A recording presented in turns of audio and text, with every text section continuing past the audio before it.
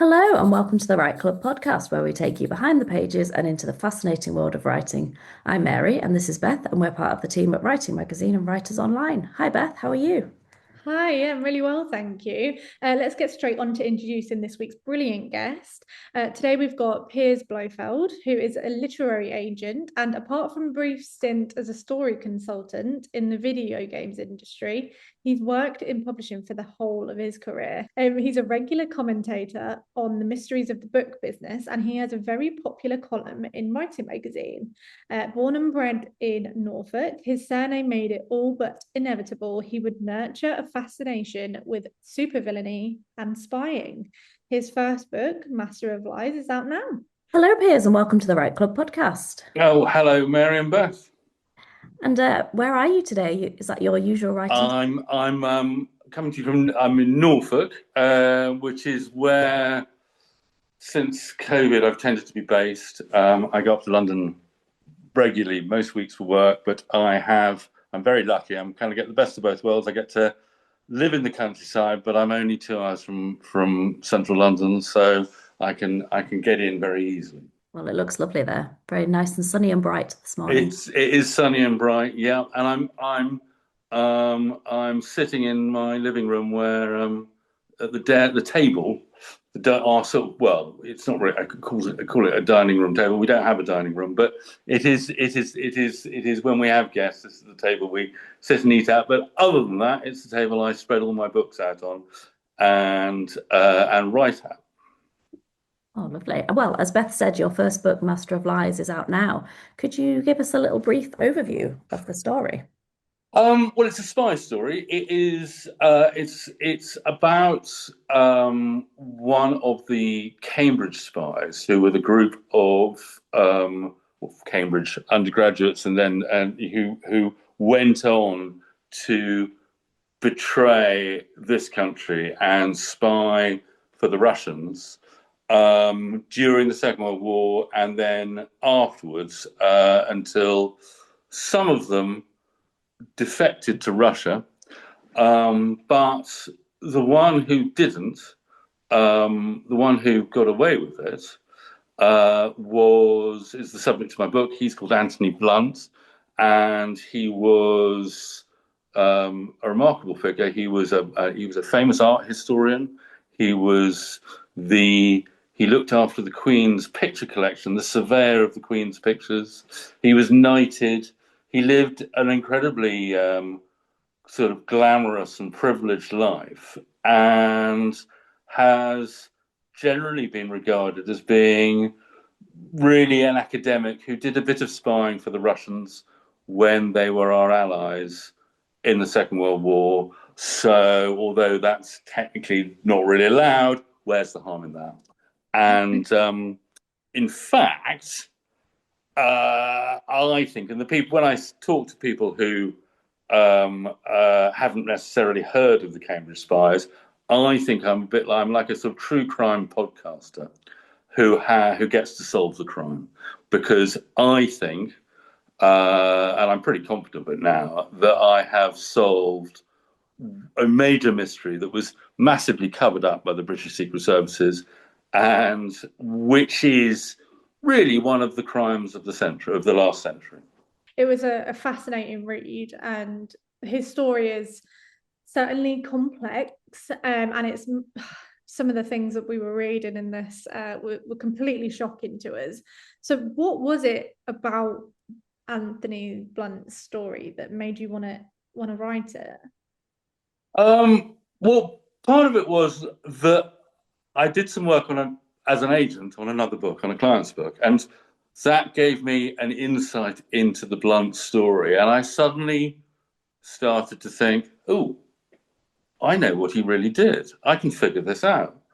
And that's kind of exciting and fun. Everyone wants to be the one that discovers the buried treasure, and there was that sense that, oh my God, I'm really onto something. So that led me down the path, and then I also became fascinated by him. He's such an extraordinary character. He was so incredibly high achieving, and socially immensely successful. And my partner keeps says, "What asks me, was he a psychopath?" And I kind of thought about it. I mean, I think yes, he was a psychopath. But the thing is, for someone like Anthony Blunt, he thought that being a psychopath was what we should all aspire to being. And and his view was that we should, he wanted to live a life where he felt able to do whatever he decided was the right thing to do. And even if his emotions found that really upsetting. And I found that sort of chilling control and the sheer kind of scale of what he achieved absolutely mesmerizing. Yeah, absolutely. And the official history has long painted Blunt as the least of the Cambridge spies, the one who was caught but allowed to keep his knighthood for years. Your research in Master of Lies suggests the complete opposite, actually, that he was actually the most dangerous of them all. What was the specific piece of evidence or newly released file that first made you realise the official narrative was a fabrication? So there's a thing called the McCullum report, which is to be found in an obscure file in the National Archives in Kew. And it's stuck right at the back of a big wad of untranslated German radio intercepts. So it'd be very easy to miss it. And it is a report written in the early 70s, so 30 years after the events it was talking about, in which which investigates the existence or not of an agent who was known as Agent Josephine, who appeared to have had incredibly high level access to Allied and British secrets during the last 3 years of the war, and was feeding them to the Nazis in Germany. And it was interest because Blunt pops up as the person leading the investigation, but that's done in a way as if it's completely irrelevant. And you're thinking, well, hang around. This is a report about a high-level secret agent at the heart of the British intelligence establishment being investigated by a high-level secret agent at the heart of the British intelligence establishment, and you don't even mention it. That's a bit odd. And that was the kind of the thread that I started to pull on, and that's and began to unravel. Yeah. And then there were one or two other things. There are the defections, the famous defections of Guy Burgess and Donald Maclean in 1952, 51, and they and equally as you go through the material on that, you begin to see that from the Russian perspective, Blunt was the one liaising with Burgess and Maclean, but from the British perspective, he was also the one liaising with Burgess and Maclean, and so he was running it for both sides. And you're thinking, how come no one's ever noticed this? Surely, it's incredible he got away with it. So those were the two things that really led me into it. Yeah, sure. I find that, I mean, I've just finished watching Young Sherlock Oh on yeah, Amazon, is and it I was good?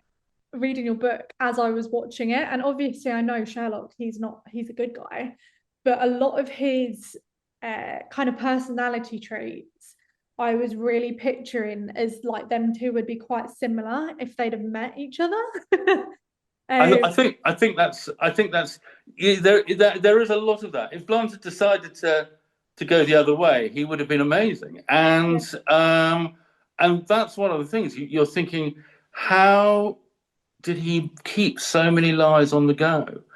And we all like to think we can tell the odd fib and and then be a bit devious, but he was just doing it, and for year on year, and it's incredible. Yeah, I think there's a lot to be said for Only that. he used it for good. Yeah, exactly. The book describes a chilling scenario where Blunt's intelligence was reaching the desks of Hitler, Stalin, and Churchill simultaneously.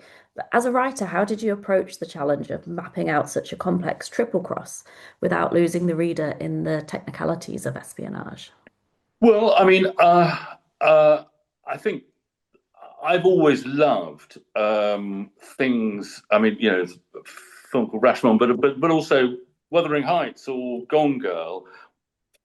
There's something incredibly satisfying about seeing the same events but from a different perspective, and I think I know I as a reader really like that, and I think that readers really like that. So I kind of took that as my model. So I mean, how successfully I achieved it, readers will have to say. But I thought what I can do is I can tell the story one way, and then I can scroll back and say, okay, now I'm going to come at this from a slightly different angle, and you're going to see it in a different light.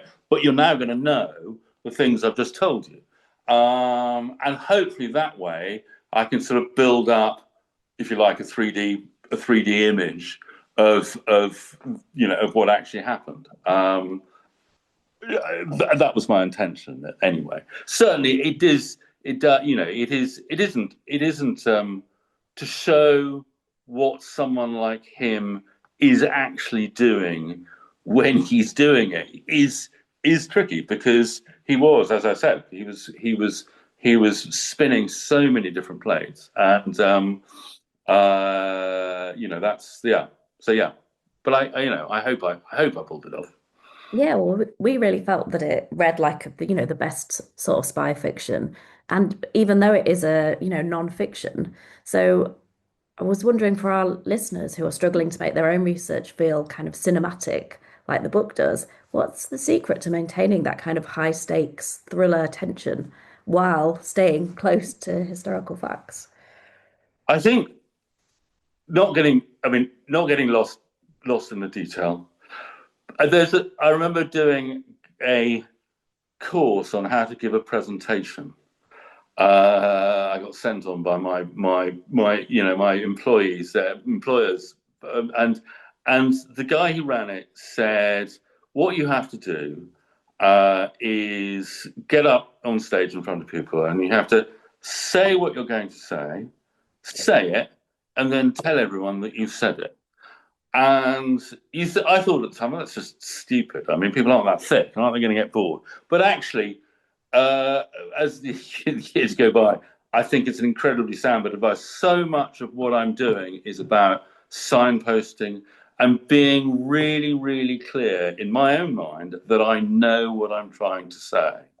Because if I know what I'm saying, I will probably say it with conviction and enthusiasm, and that then makes it, hopefully communicates to the reader. I mean, I think it does pretty much inevitably. Most writing that doesn't work is because the writer, and this applies to fiction and non-fiction, the writer isn't quite clear what they're trying to say, and the crucial thing is to sit back, and this is what I was a lot of time in the edits, and I wish one always wishes one has more time to edit, to go, hang around, that passage isn't working. What am I trying to say?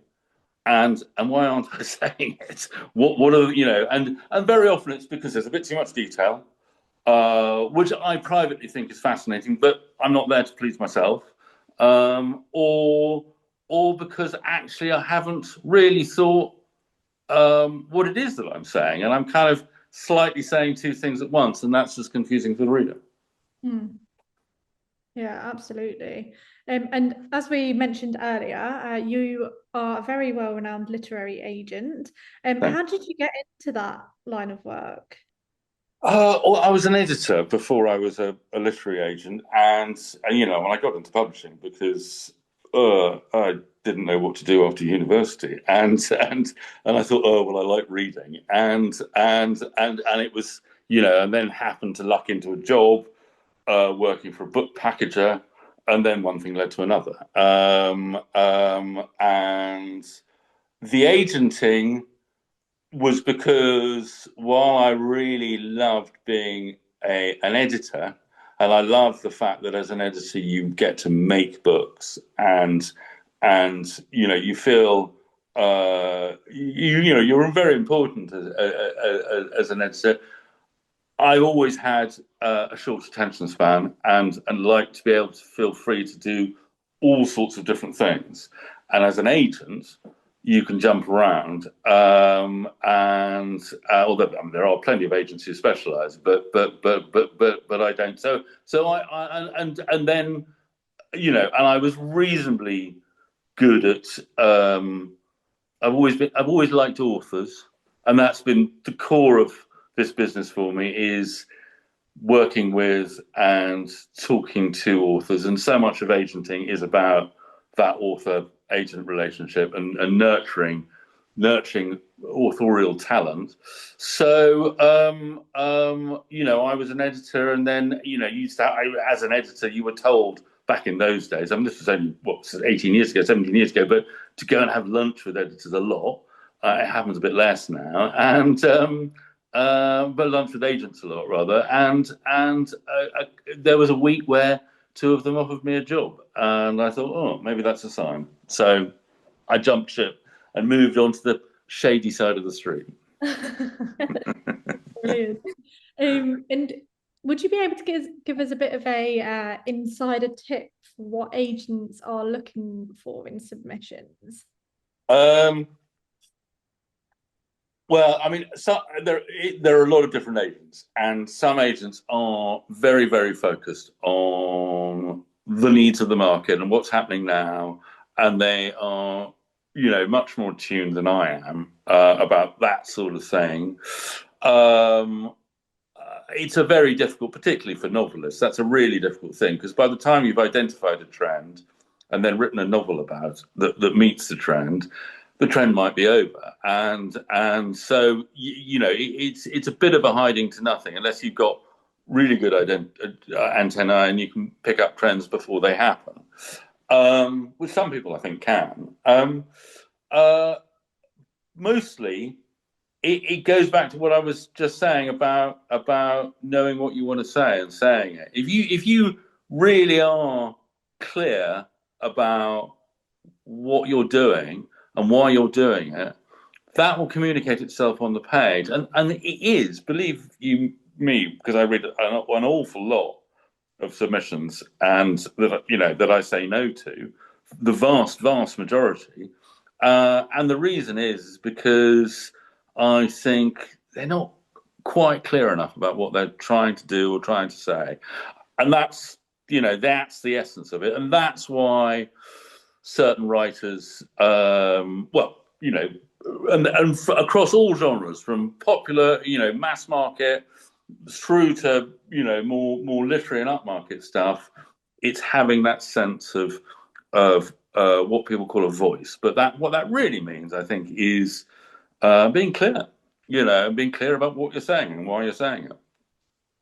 That's fascinating. And how do you think, how should a writer go about approaching a literary agent? With great care. I mean,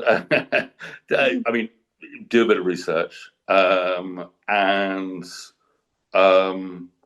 don't. There's a great tendency. Most of the agents you get to hear about i.e. the ones that are endlessly having deals announced, etc., do so because they are self-publicists and they really like getting their name in the trade press. But they're also fiendishly busy. So if you send your novel to, and I'm not going to name any names, but to them, the chances that they will even know you've done that are frankly really, really slim, unless you happen to have written something that their assistant, who's probably the person who's going to filter it, will think, oh no, this is bang on right for now, and whoever it is can sell this really quickly. But if you want, I certainly, yeah, I mean, I would avoid the big agents unless you really are convinced you've written a big book. But then pretty much everyone is convinced they've written a big book. So you probably haven't. And the other thing, and then and find out what people's tastes are, um, and be really, again, be really clear about what you're trying to achieve. Most of what I reject off the letter, because because it's a time thing. I mean, I could spend 8 hours every single day reading submissions. I mean, I simply cannot, and I try to. I have a sort of a slightly romantic attachment to the idea of discovering people. It does happen, but it's quite rare. And but most of the time I do that, and it's because you think, no, this, I don't really get what they're trying to say, and so be tough with yourself is the other one. It's a brutal process. It's horrible, I think, because it's so hard to get any feedback at all. And so much of the feedback that writers do get from writing festivals or from professional editorial services is not that objective. It's so you have to, and friends never give you honest feedback, and the only person who's really going to give you honest feedback is you. uh and so do things like read your manuscript out loud to yourself, really pay attention, have a your inner ear is the best friend you've got. And if someone was lucky enough, and it seems like it's a lot of it is luck, to have a literary agent, what how does that relationship work between the agent and the author, and what would define a good relationship, would you say? Trust, I think, I mean, again, there are different agents. There are some agents who are purely deal makers. They won't give you any editorial feedback. They probably, if they are real deal makers, they will have an editorial person that they trust on their books, and they'll farm out their editorial work to. But then you're simply going to get someone who is going to do deals for you, and who is at a very straightforward level a business person. And some authors like that. Because those sorts of people they are good at making money, and that's quite nice. Most agents are, however much they like to pretend they are, but they're not quite as ruthless as that, or quite as focused as that. And really, the your agent is the first person. They're the first person, professional person, who will turn around to you and say, "Yes, you are good enough." And that's an incredibly, I think, significant and exciting moment in any writer's life. And they need to stay that trusting that works, and that their opinion of your writing is well founded and honest, is I think, it's the core of it, because that's what'll, because the thing that I say to my clients is, I take them on, and then you get the first deal, and the number of, if you want to really depress yourself, go and to get off the internet all the people who have been shortlisted for the Booker over the last 30 years. You haven't heard of 75% of them. And yet all of them will have thought, oh my God, I'm at the Booker dinner. This is amazing. I've arrived. Right. It's a so one book is great. Getting an agent's hard. Getting a publishing deal is hard. Getting 10 books published, that's the thing that counts, and that is fantastically hard, and that requires a really effective collaboration with your agent, I think. Yeah, I think that's a really interesting insight actually to the fact that, even if you do make it as such as what we would kind of describe as what we want to gain as writers, you might be really successful and yet not necessarily feel like it. Oh, I Um, think there are a lot of writers. I mean, particularly nowadays, where what you earn is, can be so little. yeah, You yeah. know, it's very tough. It really It's is. yeah. And on that then, do you think that the role of a literary agent has changed quite a lot over your time in the industry? Are you seeing so many more people coming in now as what you would have done maybe 5, 10 years ago, or how has that kind of changed for you? I think. Um, I mean, look, when I started in this business 25 years ago, slightly longer, I can remember as a junior editor at a small publishing house going and talking to agents who would say, "Huh, well, what are you guys paying as an advance?" And I'd say, slightly inflating the numbers, oh, I don't know, £5,000 or £10,000, and they would say, "Well, it's not really worth my time then." And now you have major lists offering, people who are doing okay those kinds of advances. So I think there is the finances are tougher. And then there's the whole self-publishing field, which I think has called the nature of gatekeepers into existence. How much value they had, but the heart of it remains very similar. I just think it's harder. But a good book is still a good book. Hmm. And do you think that that's harder because of like how saturated the market is, or do you think it's genuinely just because of the quality of the books that are being received, that they're all so good? I mean, the entire time I've worked in this business, there have been people who've said, "Oh, we publish far too many books."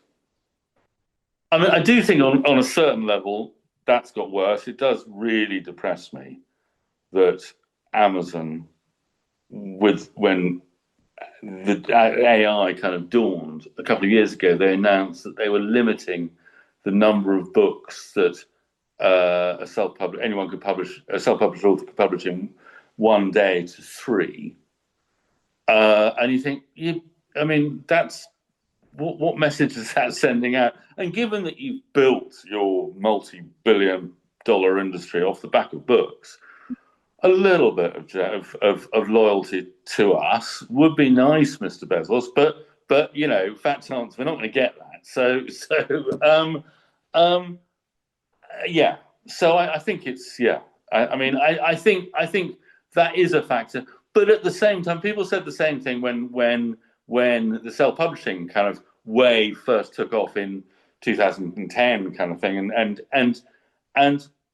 there was a flood of books onto the market, and people suddenly found they had 50 books they weren't ever going to read, clogging up their Kindle, and again, a good book is a good book. I mean, quality still holds, even though there's a huge amount of things trying to pull away from that quality. But it's still a factor.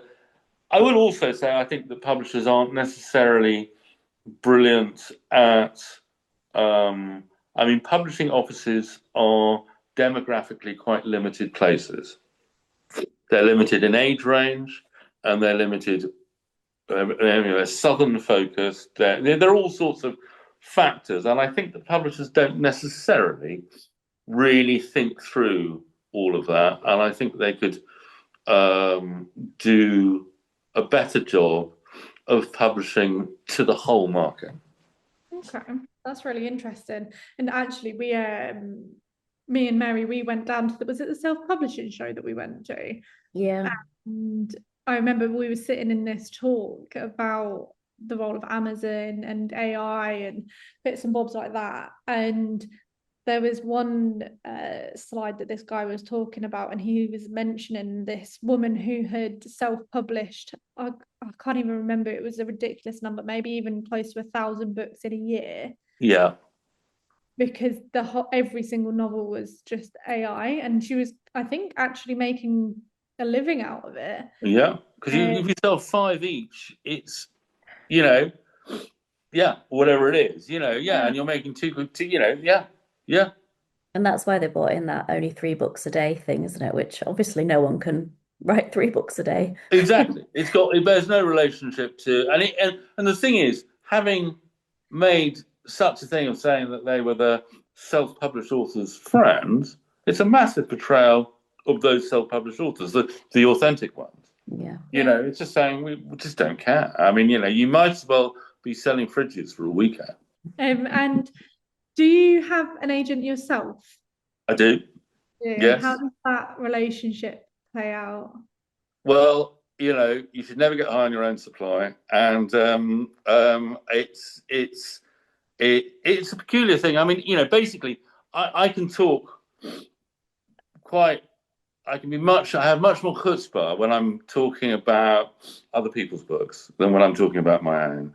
When I'm talking about my own, I magically transform into someone who's desperate for a compliment and insecure and all the things that most writers are. So it's really nice to have someone who can fight battles on my behalf. I mean, the other thing, it is the other thing I say to clients is that one of the points about having an agent is that the interests of publishers and authors, well, everyone wants to sell books and do well, but they're not those, you're not perfectly aligned. And there are points at which rows and arguments will occur. There are stress points. Jackets are a particular bone of contention, or can be. And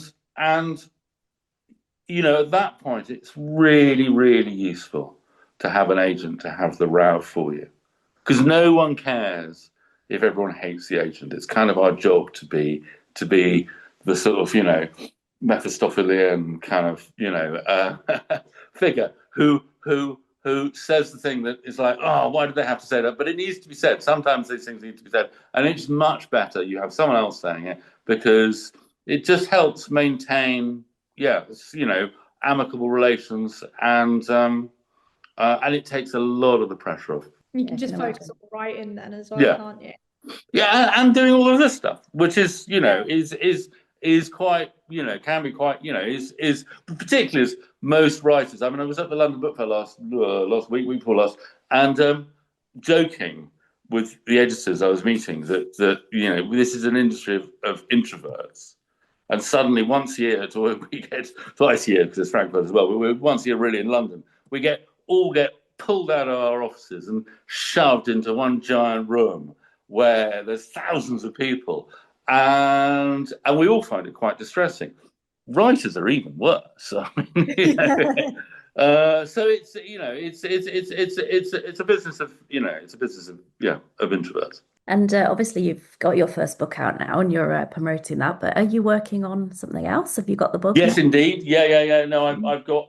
I am going to continue in a similar vein. In that, Kim Philby, who is the most famous of the Cambridge Spies, who's I can in a similar sort of way retell his story. It's kind of a companion piece to the Blunt book, but but almost in reverse, because where Anthony Blunt was underrated as a spy and in terms of the impact he had, Kim Philby has been mythologized and built up into this sort of super spy, which he wasn't, and the why that happened, because part of the whole wider narrative around all of this is the culture of secrecy in this country, and we have the most appalling secrecy laws, and the government